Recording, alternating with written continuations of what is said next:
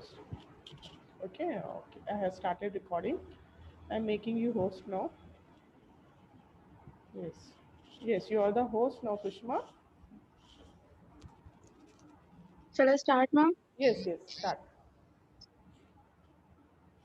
Girls, please join faster. Tell all your friends to join faster.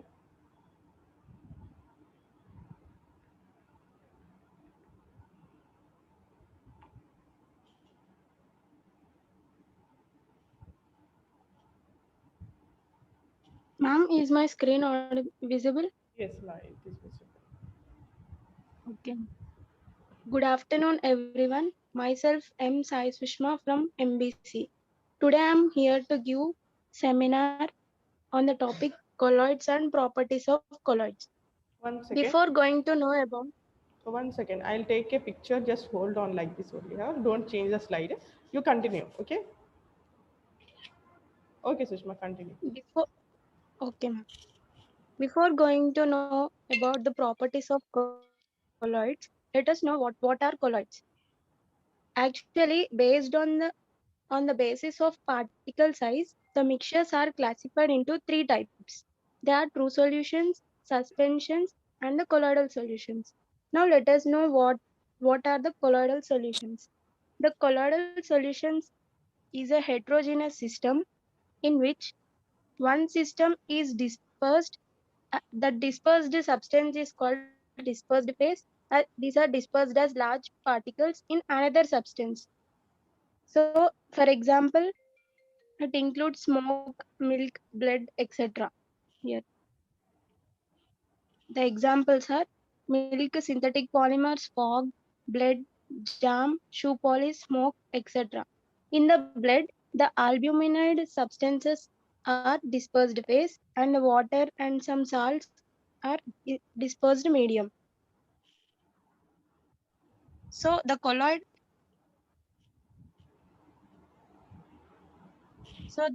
is a substance which are microscopically dispersed throughout the another substance. The word colloid comes from the Greek word, which is kolla, which means glue. Thus, the colloidal particles are glue-like substances. These particles passes through the filter paper, but does not pass through a semi-permeable membrane. The, the colloids are made settled by a process called as centrifugation. The centrifugation is a technique which is used for separation of the particles from solution. This centrifugation process is based according to the shape, size, density, etc. These particles are suspended in a liquid medium, and these are placed in a centrifuge tube. So the tube placed in the rotor at a definite speed. So by this process, the colloidal particles get separated and settled. So this is about the colloids, and the colloid includes dispersed phase and the dispersed medium. As I mentioned before, the dispersed phase particles will have a diameter of approximately 1 nanometer to 100 nanometers. Actually, these colloidal particles are not visible through our through our optics. So these are confirmed with the help of a ultra microscope or an electron microscope. So this is about the colloids. Examples also I already mentioned. Now let us know what are the properties of colloids. The properties of colloids include heterogeneity, visibility of dispersed particles, filterability, stability, color. Now let us know each of them. The, het- the heterogeneity means the colloidal solution consists of two phases, that is dispersed phase and the dispersion medium. And the second one includes visibility of dispersed particles. The dispersed particles are not visible to naked eye. I already said these are visible through an ultra microscope or an electron microscope. The filterability includes the colloidal particles passes through an ordinary filter paper, and these are retained by the animal membrane, cellophane membrane, and ultrafilters. The stability. Actually, the lyophilic the souls are of two types. The lyophilic souls and the lyophobic souls. Lyophilic souls in general, these are more stable than the lyophobic souls. Color. The color of a colloidal solution depends on size of the colloidal particles present in it. So the larger particles absorb the light of longer wavelength, and this will transmit light of shorter wavelength. These are the physical properties. Let us know let us know few more properties. This includes the mechanical properties like Brownian moment. This Brownian moment, it is a kinetic property of colloids. The continuous zigzag movement of the colloidal particles in a dispersion medium in a colloidal solution, it is called as Brownian moment. Actually, this Brownian movement is due to unequal bombardments of moving molecules of dispersed medium on the colloidal particles. So the Brownian moment depends upon the size. As the size increases, the Brownian moment decreases. This is why the suspensions do not exhibit this kind of movement. Why the suspensions do not exhibit this movement? Because the suspensions are nothing but the heterogeneous system. It includes the smaller insoluble particles of size greater than 1 micron. For example, sand in water. The sand cannot be soluble. So these do not exhibit because the suspensions have a stirring effect, which do not permit the particles to settle. So that is why the suspensions do not exhibit this movement. Now let us know about the Tyndall effect. It is an optical property of colloid. Actually, this Tyndall effect was first observed by the Faraday, and this was studied in detail by Tyndall. So that is why it is termed as Tyndall effect. So when an intense converging beam of light, see from the beam of light is passed through the colloidal solution, which is kept in dark, and the path of beam gets illuminated as a bluish light. This phenomenon is called as Tyndall effect, and the path which is illuminated is called as Tyndall cone. So this Tyndall effect is due to the scattering of light by the colloidal particles.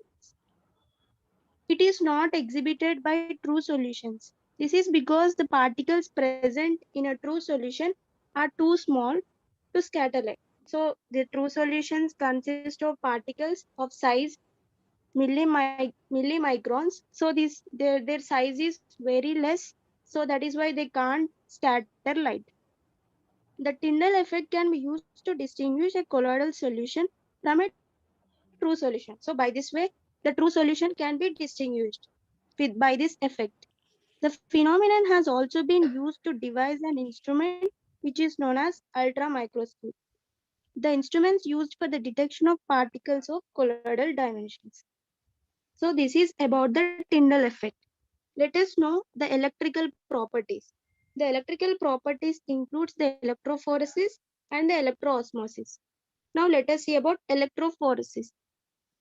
The electrophoresis is nothing but the existence of charge on the colloidal particles is confirmed by this electrophoresis.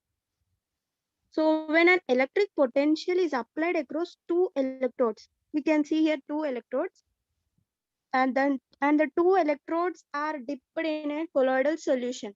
So the colloidal particles move towards the opposite charged electrodes. That is, the positive charged particles move towards cathode. Positive charge moves towards cathode. Cathode is nothing but negative end. That is opposite charged electrode. And the negative charged colloidal particles move towards anode. Anode is positive electrode. So this is the process. If the colloidal Please continue. If the colloidal particles carry positive charge, move towards cathode, and when subjected to electric field, so in this way, it happens vice versa. Now let us see about electroosmosis. Electroosmosis is nothing but the movement of, in this way, the movement of colloidal particles which are prevented by some suitable membrane. The dispersion medium moves in an electric field. Here the membrane is present in the electroosmosis. During this electroosmosis, the colloidal particles are checked and it is the dispersion medium that move towards the opposite charged electrode.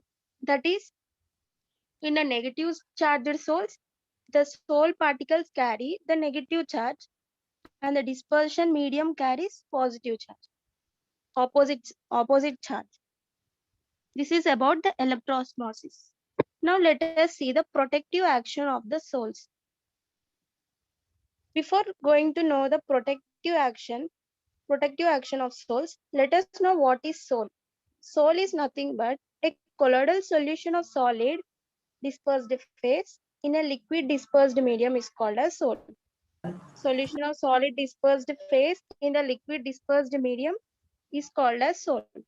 Example, if water is the dispersed medium, that is called as aerosol. This is about the sole. Now let us see protective action of the soles. The lyophobic soles are readily precipitated by small amount of electrodes. However, these soles are often stabilized by the addition of lyophilic soles. So lyophilic soles are more stable than the lyophobic soles. And these lyophilic soles prevent the precipitation of the lyophobic soles. The lyophobic soles easily gets precipitated. So this precipitation is prevented by the lyophilic soles. So this protection of the lyophobic sole by the lyophilic soles is referred as protective colloid. For example, if a little gelatin, the gelatin is a lyophilic colloid. If this is added to a gold sole, the gold sole is a lyophobic sole. So this was protected by addition of electrolyte. This protected gold sole is no longer precipitated because it is protected by the lyophilic colloid, and the precipitation is prevented and protected by the addition of electrolyte like sodium chloride. This is about the protective action of colloid. The particles of the hydrophobic sole absorb the particles of the lyophilic sole. Thus, the lyophilic colloid forms a coating around the lyophobic. So, in this way, this this lyophilic colloid prevents the precipitation and protects the lyophobic soles. Now, let us see what is meant by the gold number.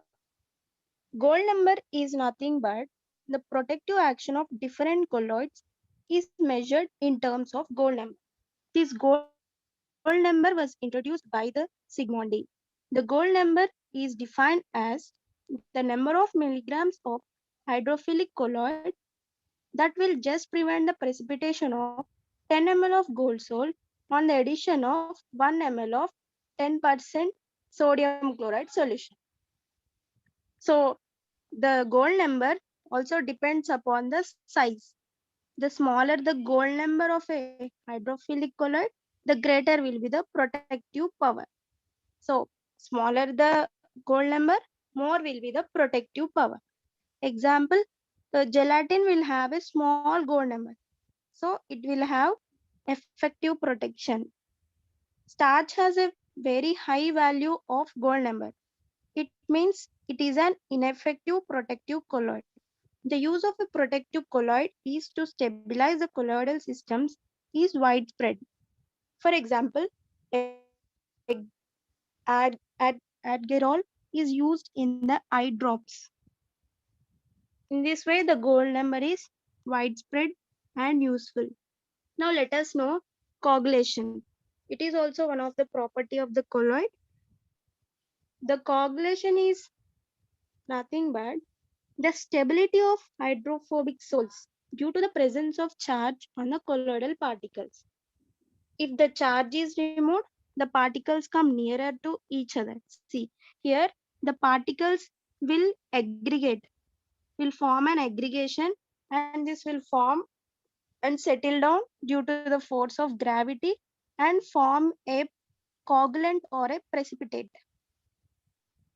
This is called as flocculation or coagulation. It is a phenomenon involving the precipitation of colloidal solution on addition of electrolyte. See, we can see in the third, third block, third diagram, the precipitation and the trapped impurities are settled to bottom due to the gravity, and the impurities are trapped. Now let us see about the Hardy's rule. Ions with the charge opposite to charge of colloidal particle is effective in coagulating the colloid. So it also depends upon the charge. So greater the charge, greater will be the coagulating ability of the solution. The greater is the valency of the oppositely charged ion of the electrolyte added to a solution to a flocculation value. So the coagulation power is inversely proportional to the flocculation value. The coagulation of an electrolyte is expressed in terms of flocculation value. It is also defined as the minimum concentration, that is in millimoles per liter, of an electrolyte which is required to cause the coagulation of a salt. So as it is inversely proportional, the smaller flocculation indicates the greater coagulation power of the electrolyte. And the coagulation of a colloidal solution is depends upon following methods: by electrophoresis, by mixing of two opposite salts, and the persistent dialysis. Let us know each of them. Electrophoresis. Electrophoresis is nothing but the colloidal particle in the electrophoresis. Whatever the colloidal particles are present, this will move towards opposite charged electrodes. And after moving towards opposite charged electrodes, this will get discharged. The particles get discharged and gets precipitated. After precipitation, we can observe the coagulation. Precipitation is nothing but the coagulation. And now let us see what is by mixing of two opposite salts. By mixing of two opposite salts is nothing but when two opposite charged salts are mixed in almost equal proportions, and this will neutralize their charges. These two charges gets neutralized, and this will get partially, or sometimes it may get completely precipitated.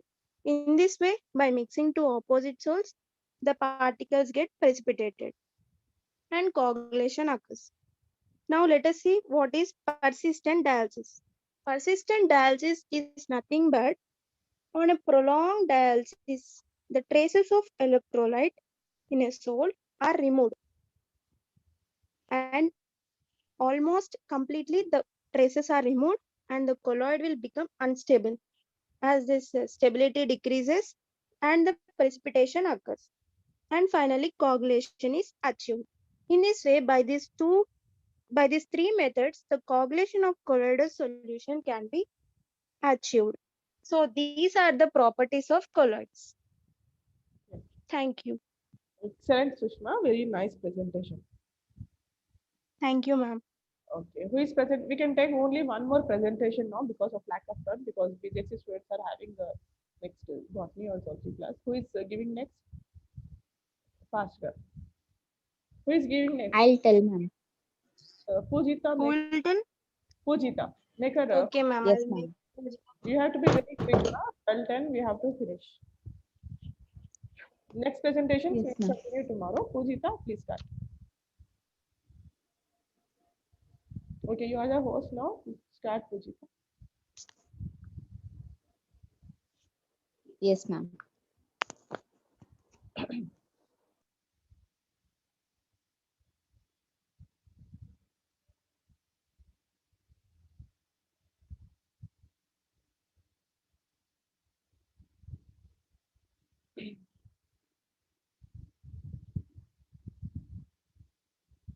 Pujita, share your screen now. Yes, ma'am, I'll Oh, doing. okay, okay. Sushma, by the way, it is very excellent presentation. Very good. Thank you, ma'am.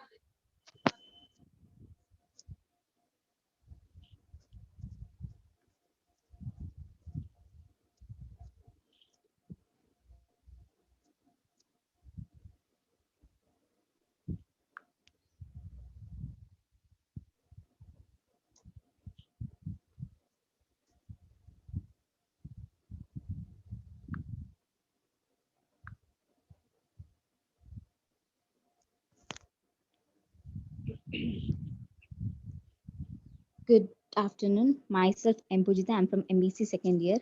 I'm going to tell about colloids and classification of colloids.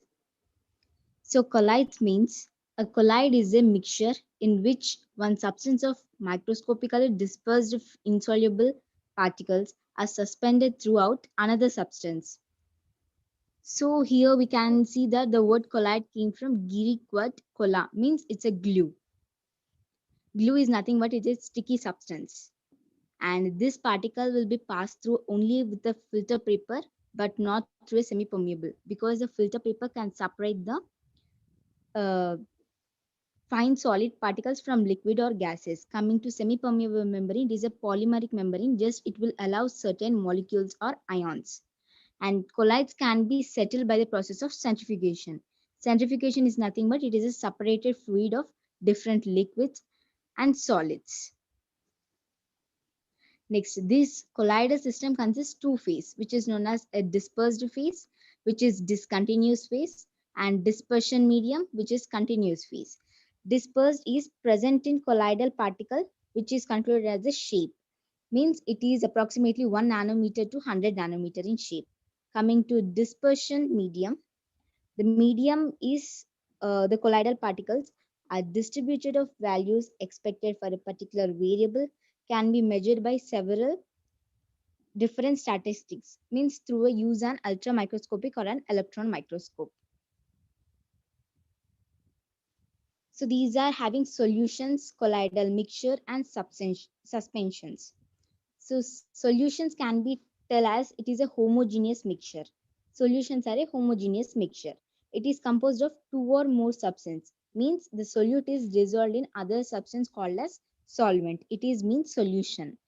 The solvent part of the solution is usually liquid, but it also can be gas. The particles are atoms, ions, or molecules, are very small in diameter. And coming to colloidal mixture, the colloidal mixture is a heterogeneous whose particle size is intermediate between those a solution and a suspension. So it has a particle that are not as small as solution and not as large as suspension. The particles are intermediate in size. And coming to suspensions, suspension is suspending something or someone. So made up of particles and the solvent, its particles are larger than these found in a solution. So next is few examples of solution, suspension, and colloidal mixture. First one is solution. A tablespoon of salt, when it is dissolved in water, it will form a salt water. So it is a solution. Coming to second, it is a suspension. When a fluor is suspended in water, it will form a layer down the glass. So it is blue, light blue in color scattered of the fluor particles. And coming to last one is colloidal mixture. Milk is an emulsified colloid of liquid, butter, fat, globules, dispersed with a water-based liquid. Now we can see classification of colloids. There are 5 types of classification colloids. First one is based on physical state of dispersed phase and dispersion medium. Second one is based on nature of interaction between dispersed phase and dispersion medium. So third one is based on molecular size in dispersed phase. Fourth one is based on appearance of colloids. Fifth one is based on electric charge on dispersion phase. So we'll see one after one. First one is based on physical state of dispersed phase and dispersion phase. So first one is solid solution. At dispersed phase, it is solid. Dispersion phase also solid. Means examples are alloys. And the next example is aerosol. So we can see camphor, solid is dispersed phase and gas at dispersion phase. We can see when we match the camphor, we can see that gas will be evolved from the solid. So we can take a smoke ice cloud as an example for that. Gel is nothing but sticky substance which is solid and liquid. For example is jelly and curd. So few examples are here. Next is based on nature of interaction between dispersed phase and dispersion medium. So there are two types of colloids, lympholic colloids and lymphobic colloids. So coming to lympholic colloids, colloidal solution in which the dispersed phase has a great affinity. Lyophilic. Okay. Lyophilic. Mm. Lyophilic colloids. It is also known as intrinsic colloids. So it is a colloidal solution in which the dispersed phase has a great affinity than the dispersion medium. So such substances have tendency to pass into colloidal solution when got contact with dispersion phase. So why it is have tendency means it have great affinity, so that it have tendency to pass into colloidal solution. If the dispersion medium is water, then they are called hydrophilic. The lyophilic colloids are generally self-stabilized, self-stabilized, reversible in nature, are heavily hydrated. So examples of lyophilic colloids are starch, rubber, protein. Next, lyophobic colloids. These are extrinsic colloids, also known as. So these colloidal solutions in which the dispersed phase has no affinity. While coming to lyophilic, it has the dispersed phase has great affinity, but here it has no affinity. So such substances have no tendency to pass into colloidal solution when contact into dispersion medium. It is unstable, and there it is reversible. Here it is irreversible by nature, and they are poorly hydrated. If the dispersion medium in water, the lyophobic colloids are called hydrophobic. Coming to here, it is hydrophilic and it is hydrophobic here. Examples are metals, hydroxides, silver, and metal sulfides, etc. So based on molecular size in dispersed phase, this is the third one, classification based on molecular size. There are two types, multimolecular colloids, macromolecular colloids. Multimolecular are individual particles of the dispersed phase, consists of aggregates of atoms or small molecules. So these are multicellular colloids, which are of atoms or small molecules. Aggregates consist in dispersed phase having diameter less than 10 power minus centimeter. This is particles are held by weak van der Waals forces. Example are gold solution, sulfur solution. Next, macromolecules colloids. The particles of dispersed phase are sufficiently large in size. So the multicellular are small in size. Coming to macromolecules, these are large in size, enough to be colloidal solution. These are also called as natural polymers. Next, fourth one is it is a based on appearance of colloids. Classification based on appearance of colloids. They are salts and gels. When a colloidal solution appears as fluid, the salts are generally named as dispersion medium, and it is uh, when it is medium is in water, it is known as hydrosol. When the dispersion medium is alcohol or benzene, it is called alcohol or benzosol. Next, gels. When a colloidal solution appears as solid, the rigidity of gel varies from substance to substance because the gel is some liquid and some solid. Example is butter, cheese, curd are the example of gels. And next is based on classification based on electrical charge on dispersion phase. There are two types, which is positive colloids and negative colloids. So positive colloids are when dispersed phase in colloidal solution carries positive charge, it is known as positive colloids. Example, metal hydroxide like FeHO3 and methylene blue solution. Next, coming to negative colloids, when a dispersed phase in a colloidal solution carries negative charge, it is known as negative colloids. An example is copper solution, silver solution. The last one is, it is not there here, but the other one is there, which is classification based on chemical nature. It is divided into two: inorganic colloid, organic colloid. Inorganic in the sense metal salts like um, sulfur graphite, and organic homopolar like rubber in benzene, aqueous salts like starch. Thank you, ma'am. Okay, very good, Pujita. Yours is also very nice presentation. Okay, the next presentations we will continue tomorrow. Okay, you make me host because I am recording this. You have to take only for 40 minutes. If we exceed 40 minutes, it will not allow. Okay, you make me Okay. host. Ma'am, actually, we have botany class at 12:30. Ma'am said that she'll take at 12:30. If you have free time, you can continue. Oh, okay. 12:30 means you will be late. Ma'am, I make you host. Since I'm recording, just what I'm saying, Vamshi, I'm recording because I have to end this year, and this will take 10 more minutes to convert into MP4 file. So by the time I convert this into MP4 file, it will be already 12:15 or 12:20. So after 10 minutes, we will be having next class. So time will not be sufficient. Okay, Vamshi Priyanka, you can continue tomorrow. Okay, first presentation you can do. Yours will be first tomorrow. Yes, Okay. ma'am. Okay, ma'am. Okay, Pujita, you make your okay. Okay, I'll end my class here. Okay, I'm ending here. Okay, ma'am. Thank you, ma'am. It's very nice presentations, girls.